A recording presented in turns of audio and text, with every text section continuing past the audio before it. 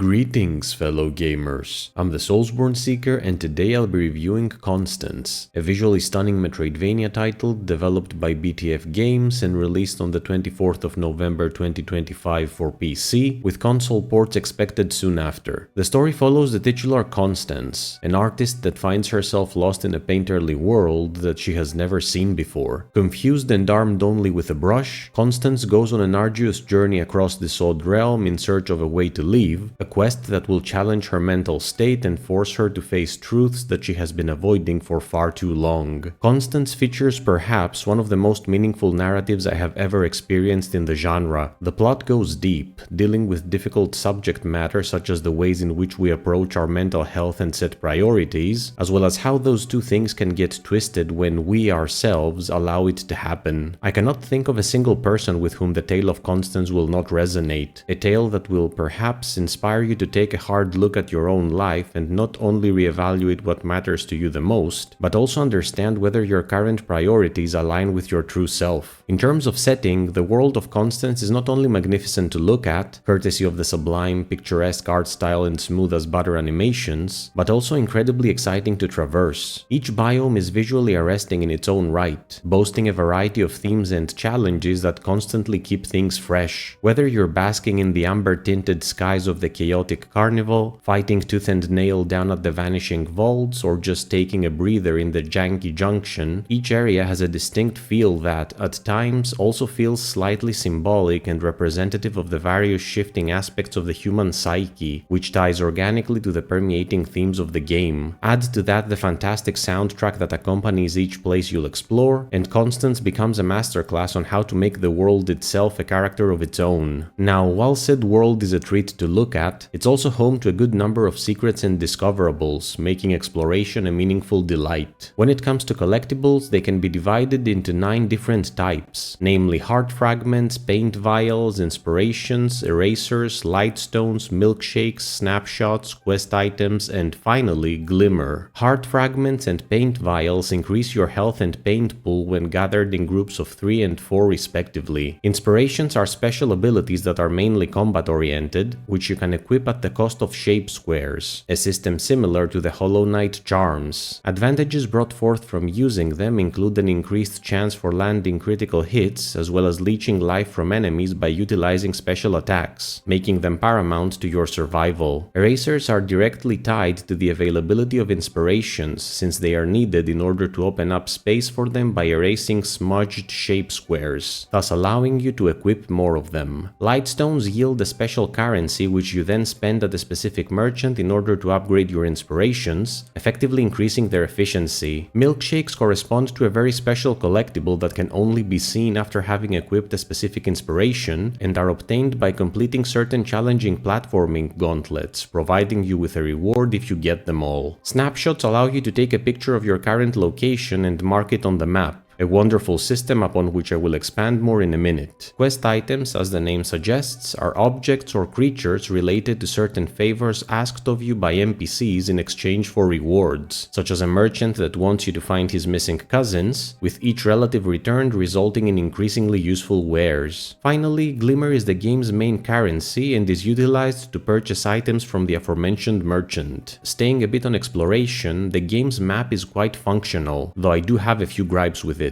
Utility-wise, early on you purchase an item that marks several points of interest on the overview, namely healing shrines, elevators, quest givers, and the merchant, and you also have markers about the main quest locations by default. On top of that, there's the aforementioned snapshot system, which allows you to take a picture of the spot you're standing at and then marks that point on the map, effectively being an elevated version of a manual marker. Said snapshots are quite limited at the beginning, but you find an increasing number of them as you progress, and anytime you remove one from the map, it returns to your inventory, so you won't really have a problem with availability. On the downside, I wasn't able to find any way of marking collectibles on the map automatically, aside from the aforementioned milkshakes that appear via the use of an inspiration, which I suppose could be because of the snapshot system you're expected to use, but still. There's also the issue of the map not showing your exact location on it, but rather color coding the room you're in, which can be a bit confusing when it comes to figuring out which exit to take in some of the bigger rooms. Fast traveling across said map comes in the form of an elevator system, which is quite on point and easy to use. Moving on to platforming, this is arguably one of the major highlights of the game, with Constance featuring some of the most fun acrobatic gauntlets I've had the pleasure of overcoming. These segments start relatively simple before getting progressively complex and hectic as there is an increased necessity of weaving your various traversal abilities together in quick succession, resulting in some fantastically fluid platforming instances that will make you feel like a master acrobat. They're by no means the most difficult the genre has to offer, but definitely measure above your average gauntlet when it comes to the majority of games in the genre, with some of the set pieces you'll get to tackle here most likely claiming your life a few times before managing to beat them. The epitome of these challenges are definitely the milkshakes I mentioned earlier, which require of you to go through such gauntlets in chaotic fashion as you hunt after your elusive prize, and I must say it was a delight conquering them. When it comes to combat, Constance chooses to go for tried and true blueprints without doing much to reinvent the wheel, though it does bring a very interesting mechanic to the table which can raise the stakes at times. On a basic level, our girl is a melee-oriented fighter, making use of her brush in order to beat the ever-living daylights out of her foes. Each hit carries weight, which is reflected in the fact that there is pushback after each strike, leading to an extra layer of tactics when fighting, especially when doing so in narrow platforms. Your battle repertoire is enhanced by the aforementioned inspirations, which not only grant certain passive benefits, such as more frequent critical hits, but also add damaging elements to your basic traversal abilities, effectively turning them to offensive movesets. Getting hit leads to a knockback, which I know a lot of people dislike, but I personally don't mind it. Death is very forgiving, with each loss allowing you to keep your currency and also giving you the option to either respawn at the latest healing shrine you used, or retrying from the room you perished in, but at the cost of buffed enemies, which was a really cool way of handling defeat. Healing shrines, as the name suggests, allow you to rest and replenish your health, and are also the only places from where you can manage your equipped inspirations. Now, the novel aspect Constance brings to the table when it comes to its fighting element is the paint bar. More specifically, utilizing your special abilities, be it combat or traversal ones, costs paint, which replenishes automatically quite fast. That being said, if you make use of special abilities in quick succession and deplete the paint bar, you get corrupted, which leads to said abilities now costing health instead of paint, meaning you're going to have to manage your paint reserves carefully to avoid this affliction. Allowing the paint bar to replenish cleanses the corruption, so it's not a huge issue under regular circumstances, but can get dangerous in certain boss fights which can have you frequently dashing and double jumping to avoid attacks. Speaking of bosses, I am pleased to report that I had a ton of fun going up against the villains that plagued the world of Constance. I can honestly say that there wasn't a single big bad that let me down, neither visually nor strategically, with each clash being completely unique in terms of enemy attack patterns and retaliatory tactics. I would have liked to have seen some optional bosses, since I think all of the ones I fought were mandatory and, as far as I understand, I have explored the whole map, but this is just a personal wish and doesn't take away from the fact that the bosses present here were super fun to fight. When it comes to difficulty, Constance is among the most balanced Metroidvanias I have played in recent months, having achieved the silver lining of challenge that always made me feel like I had to earn my progress, but never in a way that came off as unfair. From platforming to general combat all the way to the bosses, the game always challenged me in the most fun ways possible, which is probably why I never had a dull moment with it. As for length, it took me about 8.5 hours to complete Constance with 81% completion rate, including every single milkshake challenge, with an estimated additional couple of hours for 100% depending on player skill and observation levels. For a price of about $20, Constance offers solid value for money, with its great quality across the board fully justifying its pricing. Overall, I had a blast playing Constance. I loved its story, which resonated with me at a core level. I was blown away by its visuals and soundtrack. I adored its platforming challenges. I had a lot of fun with combat and absolutely vibed with the boss fights. On the downside, the map overview experience could have been better, especially when it comes to demonstrating your exact location as well as giving you some way of getting collectibles marked on the map automatically, since the snapshot system is great but does rely on your personal observation skills at any given moment, meaning that if you miss an obscure spot, you'll never mark it, which in turn can lead to some aimless wandering as you try to go for 100%. Constance is a true labor of love, offering wonderful gameplay while managing to tell a story that is as as touching and melancholy as it is timeless, which, in my humble opinion, results in a title every fan of the genre should experience. My final verdict on Constance is 8.9 out of 10.